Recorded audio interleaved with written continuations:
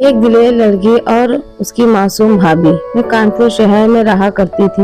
मेरी शादी जब मैं गांव में हुई तो मेरी जिंदगी में अजीबोगरीब वाकया हो रहे थे। पहला हादसा तो यह था कि मेरा पति विदेश कमाने गया था। मैं अपने घर में अकेली रहती थी।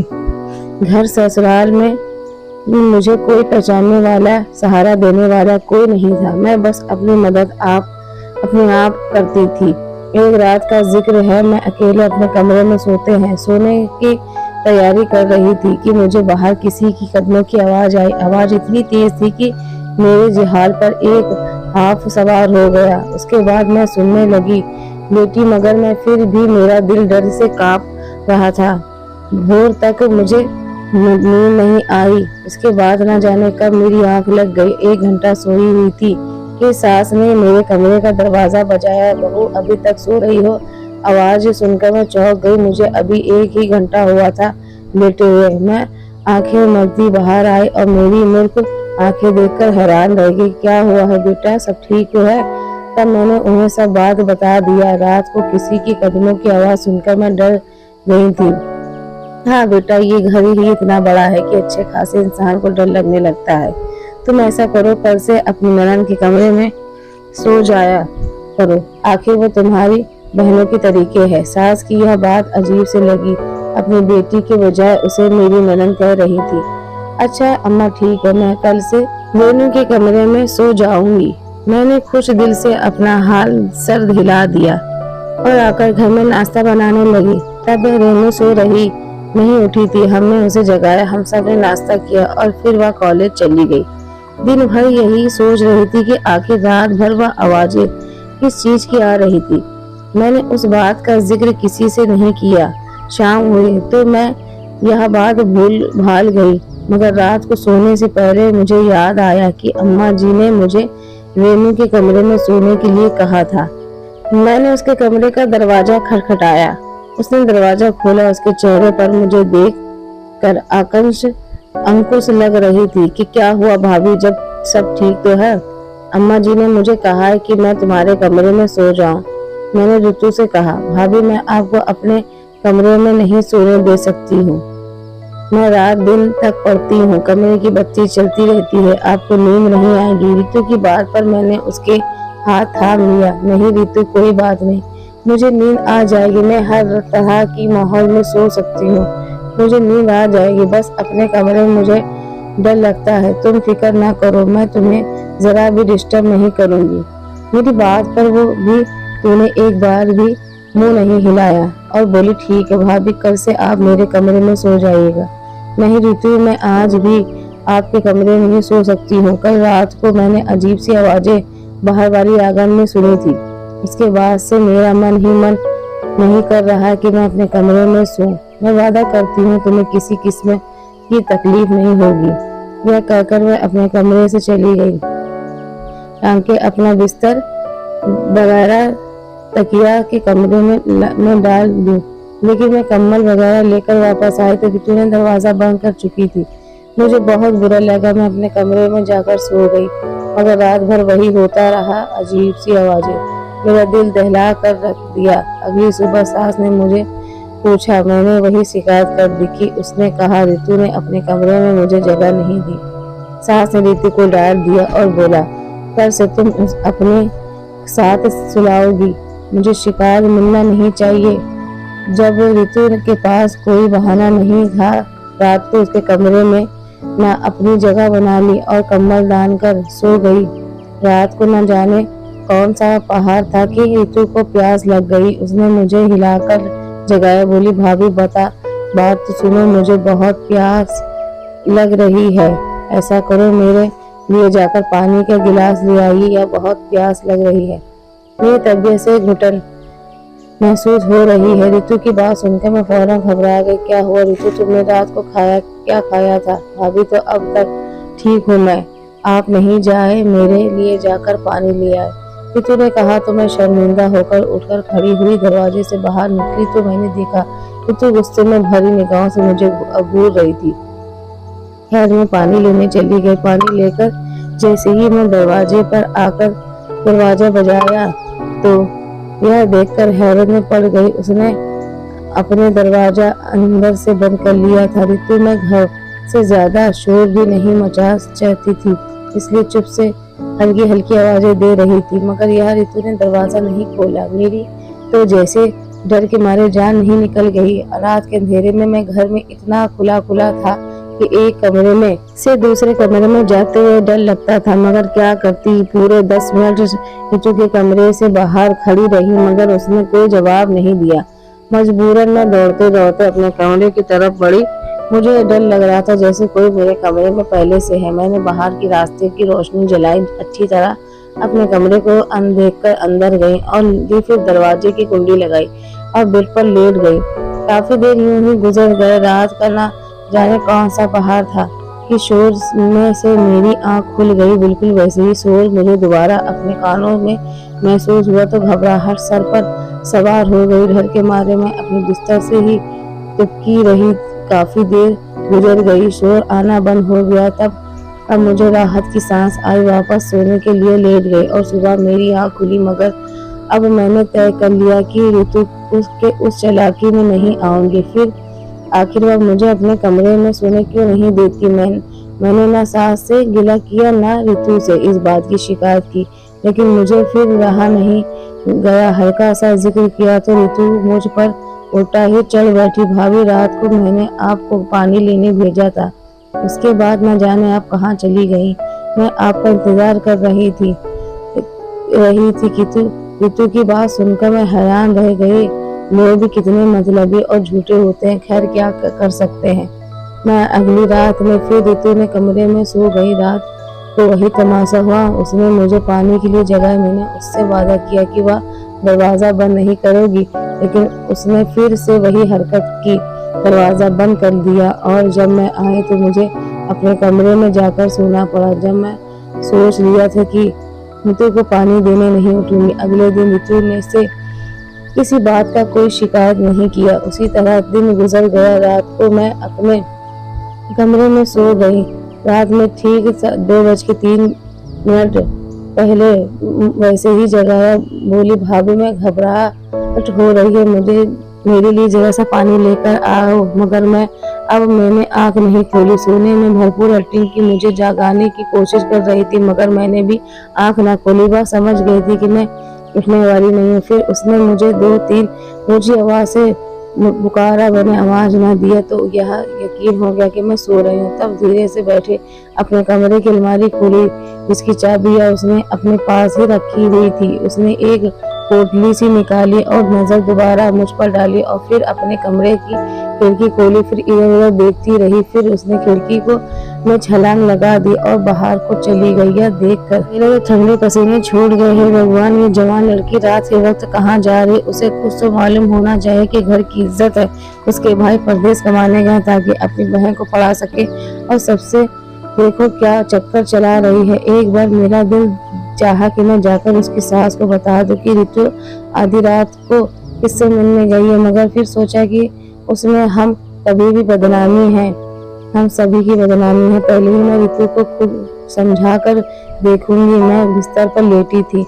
दोबारा खिड़की खोलने की आवाज आई तो मैंने उठकर खिड़की भी बंद कर नहीं थी। शायद मैं बहुत डर गई थी ऋतु की वजह से। चुप ही लेटी रही। देखा तो ऋतु कमरे की खिड़की से दोबारा अंदर आ रही थी। उसने वही घड़ी ऐसे ही अलमारी से बंद की और फिर चाबी अपने पास रखकर सो गई। मैं हैरत से उसे देखती रह गई।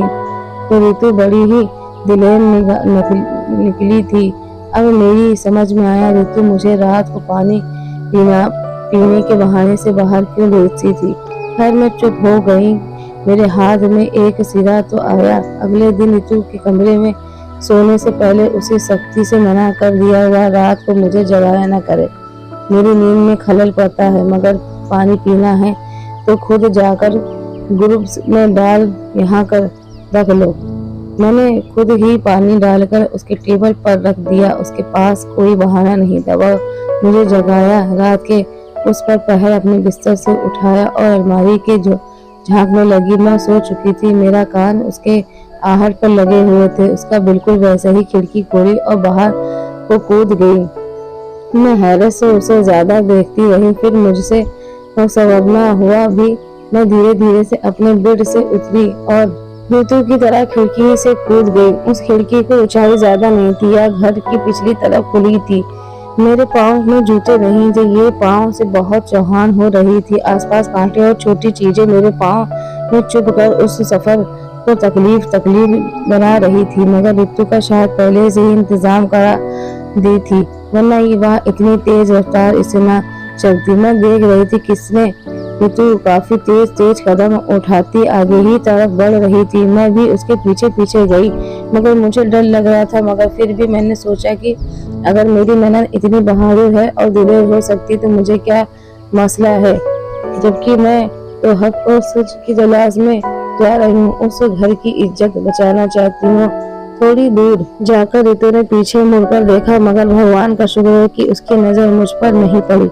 यह एक पुराना बाग सा है, ऋतु ने छोटी सी जो पड़ी थी और मैं अंदर चली। वहां जाकर उसने न जाने क्या किया और मैं जमीन पर बैठकर मिट्टी खोदने लगी। मेरे तो पाँव में ये जान निकलती महसूस हुई। मैंने और कुछ न किया और उल्टे कदम वहां से वापस आ गए। अभी तो अब मैं सोचने लगी कि किस ऋतु को काबू कैसे करूं। तभी बैठे बैठे मेरा दिमाग यहाँ एक ख्याल आया। मैं ऋतु से सारी हकीकत जानना चाहती हूँ, क्योंकि घर के सारे दरवाजे बंद होते हैं, इसलिए ऋतु के आने और जाने का खिड़की था। मैंने वह खिड़की जहाँ से ऋतु निकल कर बाहर भागी थी उसे अंदर से बंद कर लिया। पास में ही बैठ गई, ऋतु के आने का इंतजार कर रही थी। तकरीबन 1-2 घंटे के बाद मुझे ऋतु के आने की आहट हुई। मैं चौकन्नी होकर बैठ गई। ऋतु ने हल्की ही खिड़की खोलने की कोशिश की, मगर खिड़की अंदर से बंद थी। तभी मैंने सरगोशी की आवाज में कहा, ऋतु मुझे तुम्हारी हकीकत का अंदाजा हो गया है, लेकिन जब तक तुम मुझे पूरी बात नहीं बताओगी मैं खिड़की नहीं खोलूंगी। सुबह तक तुम घर से बाहर रहोगे ना, तो तुम्हारे घर वाले तुम्हारे बारे में क्या सोचेंगे, इसका अंदाजा तुम खुद ही लगा लो। मेरी बात पर ऋतु गुस्से में आ गई। भाभी तुम पागल हो तो हो नहीं गई हो, जल्दी दरवाजा खोलो, मुझे अंदर आना है। सर्दी लग रही। ऋतु की जल्दबाजी बता रही थी कि वह भी डर गई है, मगर मैंने साफ इनकार कर दिया कि मैं खिड़की नहीं खोलूंगी। जब तक वह सारी बातें मुझे नहीं बताएगी तब तक मैं खिड़की नहीं खोलूंगी। अंदर आकर तुम्हें सारी बात बताती हूँ। अब मेरी मिन्नतें करने लगी। फिर मैंने उसे कसम दी कि वह मुझे सारी बात सच सच बताएगी। तब मैंने खिड़की खोल दी। वह बाहर आती हुई खिड़की के अंदर दाखिल हुई। वह मुझे गुस्से से देखने लगी। भाभी भगवान का खौफ करो, तुम मुझ पर शक करोगी। मैं भगवान से डरती हूँ, मुझे अपने भाई की कमाई का एहसास है। मैं कोई गलत काम नहीं करने गई थी। यह कहते हैं वो तो अलमारी की तरह बढ़ी और वहीं घड़ी वहां रखने लगी। मैंने घड़ी उसके हाथ से ले ली। तुम मुझे सारी बात बताओ जैसे कि तुमने वादा किया था, वरना मैं अम्मा को यह सब बता दूंगी। मेरी धन की परवाह डर गई। अच्छा भाभी मैं बैठो, तुम्हें सब बताती हूँ। घड़ी का क्या है यह भी दिखाऊंगी। यह कहानी उस वक्त शुरू हुई जब मैं मेडिकल कॉलेज में मेरा पहला साल था। पहले ही दिन लड़के ने मुझे तंग करने की कोशिश की कि आप तो जानती हैं मैं बात बात पर डर जाती हूँ। शायद मेरी यही मासूमियत जमींदार के बेटे को पसंद आ गई। बस फिर क्या था, वह तो मेरे पीछे ही पड़ गया। मैंने उससे जान छुड़ाने की कोशिश की, मगर मैं जहाँ भी जाती वह मुझे पहले ही खड़ा मिलता। अब कुछ दिनों के बाद मुझे ऐसा महसूस हुआ जैसे कि वह शिकारी मैं शिकार हूँ। अब मैं जब से जितनी भी कोशिश कर लूं उसे चक्कर ना जाती। एक दिन मैंने उसे मिन्नत की कि भगवान के लिए मुझे मेरा पीछा छोड़ दो। मेरे भाई परदेश में है, वह मेरे लिए रुपए कमाते हैं, मुझे केस भेजते हैं। मुझे अच्छा नहीं लगता कि मैं कॉलेज में आकर ऐसी बातें करूं। मेरी बात पर खूब हंसने लगा, कहने लगा तुम्हारी जान छोड़ दूंगा, लेकिन उसके लिए पहले तुम्हें मुझ पे एक मुलाकात करनी होगी ताकि मैं अपनी मोहब्बत का इजहार कर सकूं। फिक्र न करो, किसी अकेली तन्हा जगह पर तुम्हें नहीं बुलाऊंगा। एक बड़े होटल में तुम आ जाओ जहां सब लोग खाना खाते हैं, वहां से मुलाकात कर लो। मैं तुम्हें अपने दिल का हाल बताऊंगा। अगर मैं तुमको अच्छा आदमी लगता हूँ तो मुझे छोड़ देना, मैं कुछ भी नहीं कहूँगा। मुझे उसकी बात पसंद आई। सोचा कि शायद एक बार मुझसे मिलने का ख्वाहिशमंद हो। मुझे उनसे एक डेट दिया होटल के कमरे मिलने के लिए जहां उसने मुझे बुलाया था। मैं इसलिए बेफिक्र ठीक है, उस होटल में मैं पहले ही जा चुकी थी। अक्सर वहां पर 200 से 300 लोग बैठे होते थे। वहां डरने वाली कोई बात नहीं थी। हमने होटल के दूसरे फ्लोर पर मिलना था जहां पर तकरीबन 300-400 कुर्सी और वेद लगे हुए थे। जिस टाइम पर उसने मुझे बुलाया था मैं उसी टाइम पर वहां पहुंच गई। वेटर कहाँ है? हम नीचे बैठकर बात कर लेते हैं। वहां कहने लगा फिर ज्यादा भीड़ हो जाएगी, यहाँ तो 2-4 लड़के ही बैठे हैं। ऐसा अच्छा नहीं लगता कि अपनी इज्जत को बाजारों में रुसवा करो। इसकी यह फिल्मी लाइन मुझे बहुत पसंद आई। खैर ऊपर जाकर मैंने देखा वह पूरा हॉल खाली था, एक भी आदमी नहीं था और दरवाजे पर भी कोई नहीं था। जब मुझे डर का एहसास हुआ मैंने कहा, मुनासिब है कि तुम मुझे कहाँ ले जाए हो, यहाँ तो कोई भी नहीं है। क्या तुमने यह हॉल बुक करवाया है? उसने हाथ से सिर हिलाया और एक शैतानी मुस्कुराहट से चेहरे पर आ गई। तुम मुझे इसलिए यहाँ लाए हो कि? मैंने गुस्से और नफरत से उसे देखा। उसने मुझे आगे बढ़कर रुसवा करने की कोशिश की। मैंने उसके मुंह पर थूक दिया। उस बात पर गुस्से में तिलतिला उठा। जल्दी से बाहर भागी। दरवाजा खोलकर एकदम आगे ही रखा था कि उसने मुझे बाजू से खींचकर अंदर करना चाहा।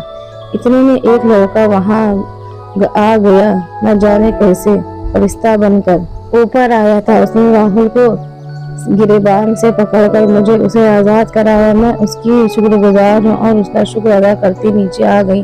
राहुल की नियत पता चलने के बाद मेरी आंखों से आंसू बहने लगे। आखिर उसने मुझे इतना घटिया लड़की क्यों समझा? क्या इसमें मेरी कोई गलती है? या बातें सोचती मैं घर आ गई। उस दिन मेरा कॉलेज और मेरा दिल नहीं लगा। उसने उस अजनबी के बारे में सोच रही थी कि जिसने मुझे राहुल की गंदी निगाहों से बचाया था। हर 3 दिन बाद मुझे मालूम हुआ कि वह हमारे ही कॉलेज में पढ़ता है और एक उसे मेरे राहुल की ही मुलाकात का भी पता था। तभी वह मेरा छुपकर पीछा कर रहा था। जब यह बात मुझे मालूम हुई तो उसकी बहुत शुक्रगुजार हुआ। उसका नाम पवन था। मैंने उसे मिलकर उसका शुक्रिया अदा किया। मुझे पवन की बात भी पसंद आई कि उसने मिलने पर भी मुझसे इजहार मोहब्बत नहीं हुआ और खामोशी से मेरा हक अदा किया। खैर इसकी बात की खबर जल्दी ही राहुल को हो गई थी।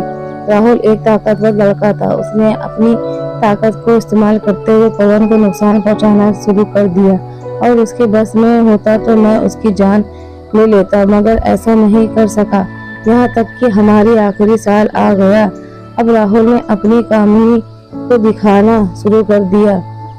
पूरे साल की मेहनत पर हमें मिलना था जब हमारे एक प्रोफेसर ने पवन को एक ऐसा काम करने को दिया जिससे हमारे लिए करना मुश्किल ही नहीं नामुमकिन था।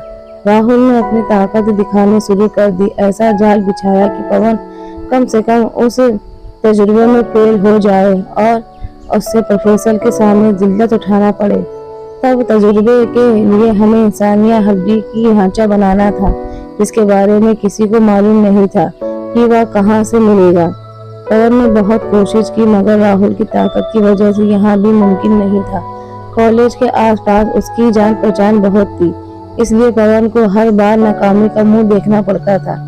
ऐसे में उसका साथ देने की मैंने ठान ली थी क्योंकि उसने ऐसे वक्त पर मेरी मदद की थी, बिल्कुल बेबस थी। तब मैंने पुराने कपड़ों की तलाश करना शुरू कर दी। मुझे किसी ने बताया था कि यहाँ जिन्नों और भूतों के हवाले से मशहूर भी है और वहाँ पर इंसान की अक्सर पड़े नजर आते हैं। इस बार ने मुझे हिम्मत दे दी। कभी मैं दिन को तो यह काम नहीं कर सकती थी क्योंकि जगाधरी कॉलेज के पास है। राहुल की नजर पड़ती तो वह मेरे लिए अलग मुश्किल खड़ी कर देता। इसलिए मैंने सोचा कि मैं काम रात के अंधेरों में करूंगी। मैं दिन को जगाकर देखकर आती और रात में वहां जाती। कुछ आखिरी चीजें रह गई तो मुझे मुकम्मल करनी थी। देखो अब सब कुछ पूरा हो गया। उसने खुशी से अपनी खिड़की खोलकर मुझे दिखाई। मैं हैरान रह गई। मैंने उसे सोने का कह दिया और खुद अपने बिस्तर पर आकर लेट गई। वादा किया मैं यह बात किसी को नहीं बताऊंगी। मेरी ननद की पढ़ाई मुकम्मल होने के बाद मैंने अपनी कोशिशों से उसकी शादी पवन से करवा दी, क्योंकि सच है ना, जो लोग सच्ची मोहब्बत करते हैं उन लोगों के बीच में आना नहीं चाहिए। मेरी इस कोशिश से राहुल को भी पूरी हाथ रहा। पवन ऋतु को अपना बनाकर ले गया। ऋतु ने बहुत खुशामद की पवन की शादी करके।